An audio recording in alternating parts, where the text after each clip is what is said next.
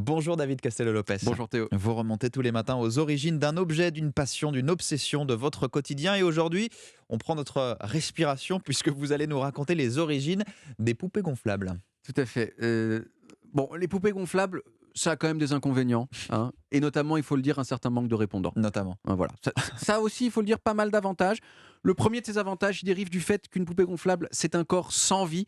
Or, vous le savez comme moi, Théo, un corps sans vie dit toujours oui. C'est la maxime des nécrophiles. C'est la maxime des nécrophiles. Et Voilà. puis, la poupée gonflable, on parle de nécrophilie le matin sur Europe 1. C'est un bonheur. Voilà. Et puis la poupée gonflable permet aussi de faire l'amour avec des personnes très jolies, beaucoup plus jolies que ce à quoi l'on pourrait prétendre dans la vraie vie. C'est ce que certains appellent le surchauffage. Hein, voilà. Alors personnellement, je n'ai jamais essayé de poupée gonflable.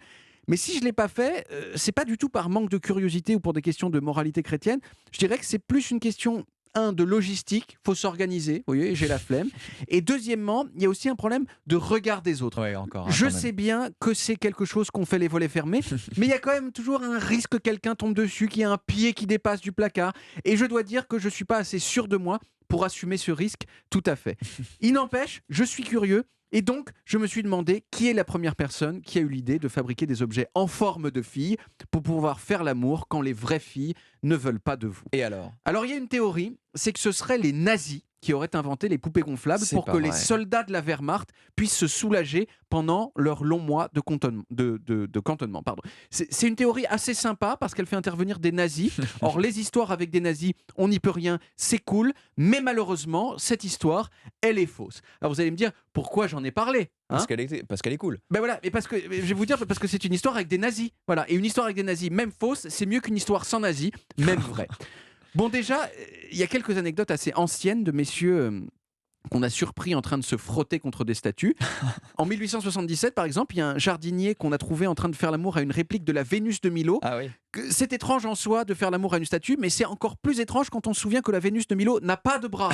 Voilà, les jardiniers, on en parlait encore Qu'elle l'autre est en jour, pierre. c'est vraiment des gens complètement fucked up. Hmm. Mais l'histoire qui revient le plus souvent sur l'origine des poupées sexuelles, c'est qu'elles ont été développées par des marins hollandais au XVIIe siècle pour se tenir compagnie dans les longs voyages en mer. C'est vrai qu'il partait longtemps. Exactement. Et ces poupées, elles n'étaient pas en caoutchouc, mais en vieux chiffon. Mhm. Et je me demande d'ailleurs si ça pourrait pas revenir à la mode. Le vintage. Voilà, de la même façon que les bobos aiment bien que leurs enfants délaissent les Barbies pour les poupées en tissu, je pense qu'ils achèteraient avec plaisir des poupées sexuelles en chanvre, vous voyez.